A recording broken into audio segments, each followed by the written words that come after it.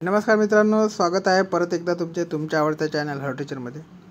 मित्रांनो, आपल्या टेलिग्राम चॅनलला 21/5/2025 रोजी जे सूचनापत्र आलेलं आहे BMCचं, ते सूचनापत्र टाकण्यात आलेलं आहे. त्याला सूचनापत्रात फार अशी मोठी अपडेट आहे आणि ज्यांनी कोणीही पत्र वाचलं नसेल त्यांच्याकरता हा व्हिडिओ फार महत्त्वपूर्ण राहणार आहे. ठीक आहे.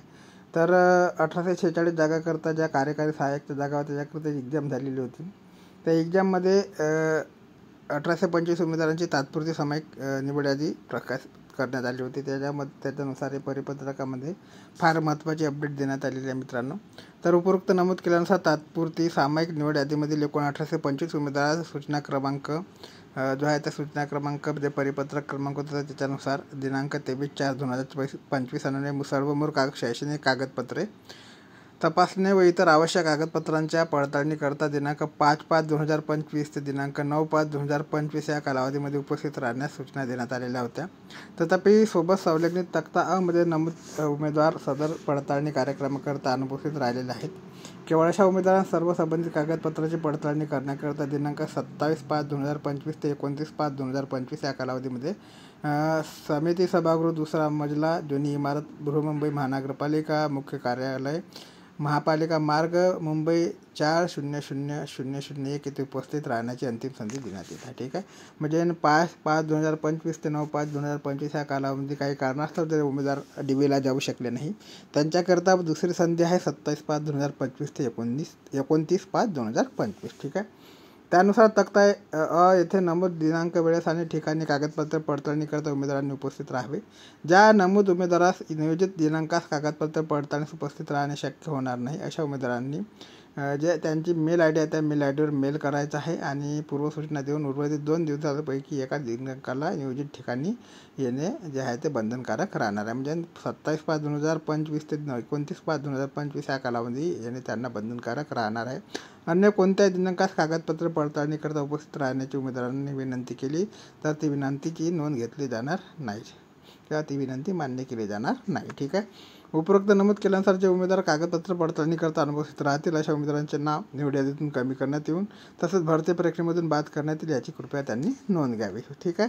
तर क्लिअरली सांगण्यात आलेलं आहे मित्रांनो की दुसरा चान्स आता ह्या देत आला, याच्यानंतर तुम्हाला चान्स देण्यात येणार नाही. जर काही असेलच तुम्हाला अडचण, ज्या तारखेला तुमचे DB असेल परंतु त्या तारखेला तुम्ही जाऊ शकत नसेल 27 तारखेला तर 28ला जा, 29ला जा, पण या 3 दिवसामध्ये तुम्हाला DBला जायचं आहे. ठीक आहे. कागदपत्रे पडताळणीकरता उपस्थित राहणाऱ्या उमेदवारांकरिता सर्वसाधारण सूचनासुद्धा सांगण्यात आलेल्या आहे. याच्यामध्ये नंबर 1ला सूचना जी आहे ती जाहिरातीच्या अनुषंगाने आहे आणि उमेदवार सादर केलेल्या ऑनलाईन अर्जाची हार्ड कॉपीमधील प्रिंट तसंच परीक्षेच्या प्रवेशपत्राचे छायांकित प्रत सादर करणे आवश्यक आहे. तसेच फोटो असलेले ओळखपत्र उदाहरणार्थ आधार कार्ड, पॅन कार्ड इत्यादी आवश्यक आहे. ठीक आहे. तर तुमची जर हार्ड कॉपी असेल, तुम्ही फॉर्म भरताना काढलेली प्रिंट असेल ते प्रिंट, सोबतचं जे प्रवेशपत्र असेल त्याची एक प्रिंट, झेरॉक्स आणि त्याच्या ते परीक्षेच्या वेळेस तुम्ही जे छायांकित प्रत वापरले असेल ते किंवा तुमच्याकडे जे प्रत उपलब्ध असेल ते, नाहीतर मग याच्या व्यतिरिक्त आधार कार्ड, पॅन कार्डच्या व्यतिरिक्त जे तुमचे काही ID प्रूफ असेल ते लागणार आहे. नंतर सोबत जोडण्याला विविध नमुन्यामध्ये परिपूर्ण माहिती निळी किंवा काळे बॉलपेनने ठळक अक्षरामध्ये नमूद करून सदर अर्ज सोबत आणणे आवश्यक आहे. जो अर्ज तुम्हाला दिला जाईल त्याच्यासोबत हे ठळक अक्षर म्हणजे निळा किंवा काळ्या बॉलपेन पेनने भरायचे आहे, जेल पेननं भरायची नाही. ठीक आहे. माध्यमिक शालांत परीक्षा गुणपत्रक व माध्यमिक शालांत परीक्षा उत्तीर्ण प्रमाणपत्र सादर करणे आवश्यक आहे. म्हणजे 10वीचे जे सर्टिफिकेट असेल किंवा डिप्लोमा असेल ते तुम्हाला घेऊन जायला लागणार आहे. सर्व सेमिस्टरच्या गुणपत्रिकासह पदवी परीक्षा गुणपत्रक व पदवी परीक्षा उत्तीर्ण प्रमाणपत्र सादर करणे, यामध्ये पदवी परीक्षा उत्तीर्ण दिनांक नमूद करणे आवश्यक आहे. ठीक आहे.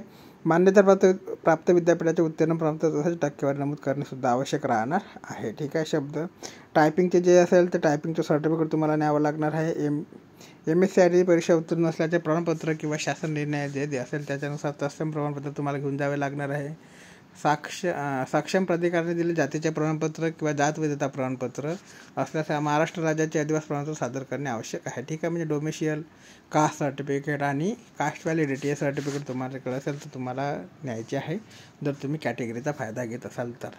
जन्मदिनांक समाविष्ट असलेले शाळा सोडल्याचा दाखला, ज्याला आपण TC म्हणतो, जन्माचा दाखला म्हणजे बर्थ सर्टिफिकेट किंवा SSC प्रमाणपत्र सादर करणे आवश्यक राहणार आहे.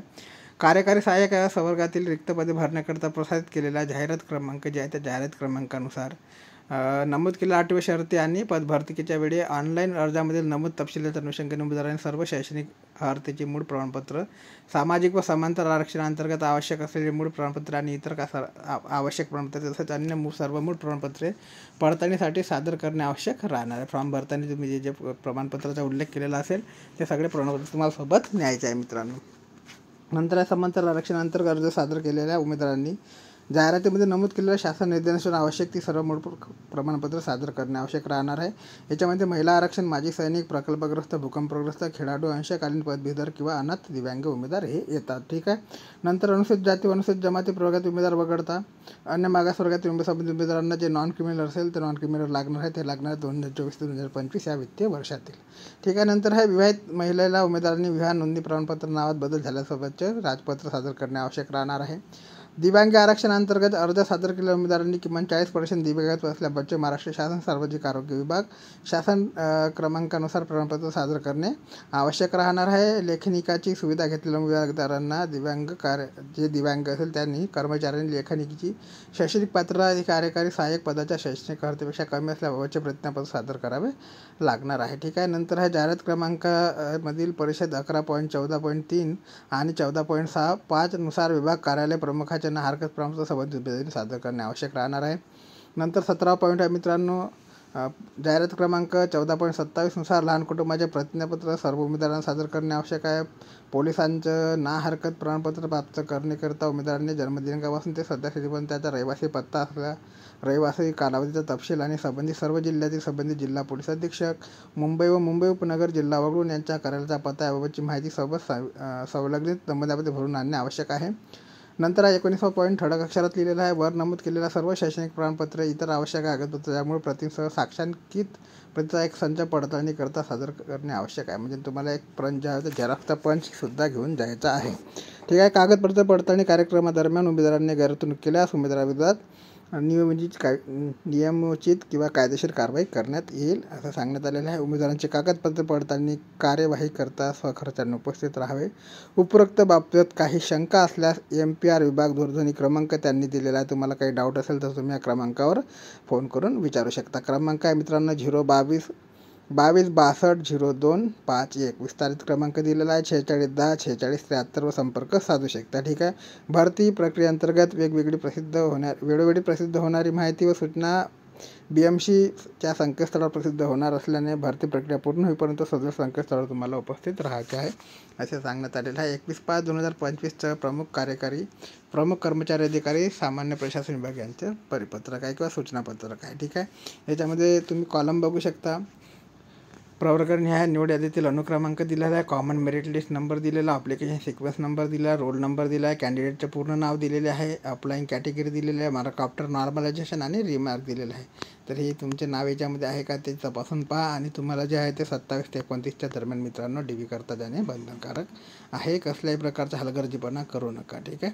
बाकी काही अपडेट माहिती आली तर चॅनलच्या माध्यमातून नेहमीप्रमाणे तुमच्यापर्यंत पोहोचण्याचे कार्य वेळोवेळी केले जाईल. तोपर्यंत मित्रांनो जय हिंद, जय महाराष्ट्र, जय शिवराय. आणि हे बघा हा जो फॉर्म आहे हा फॉर्म तुम्हाला फिलअप करून द्यायचा आहे. तर याच्यामध्ये सामान्य प्रशासन विभाग कार्यकारी सहाय्यक सरळसेवा भरती सन 2024 कागदपत्र पडताळणीकरता अर्जाचा नमुना आहे. अर्जदारांनी त्याने अलीकडच्याच काढलेला फोटो इथे चिपकवायचा आहे. फोटोचा साईज दिलेला आहे बघा. नंतर याच्यामध्ये तुम्हाला तुमची जी सगळी माहिती आहे ते भरून घ्यायची. ऑनलाईन अर्जाचा क्रमांक भरून घ्यायचा. ऑनलाईन अर्ज नमूद जे संपूर्ण नाव असेल, आडनाव प्रथम असेल ते भरून घ्यायचं आहे. तर हा तुम्हाला फॉर्म फिलअप करून तुम्हाला सोबत घेऊन जायचं आहे. ठीक आहे. आणि एक झेरॉक्सचा पंच जे आहे तो पंच तुम्हाला सोबत घेऊन जायचा आहे मित्रांनो. बघा इथे कार्यकारी सहाय्यक सेवा भरती अंतर्गत वैद्यकीय परीक्षण आणि पोलिसांकडून चातुर्विषय पडताळणी करता या कार्यात सादर करायची वैयक्तिक माहिती हा सुद्धा फॉर्म तुम्हाला भरून घेऊन जायचा आहे. आणि ह्याच्यामध्ये उमेदवार नाव, साक्षी दिनांक सगळं व्यवस्थित भरून घ्यायचे. तर अशा प्रकारचे फॉर्म आहे.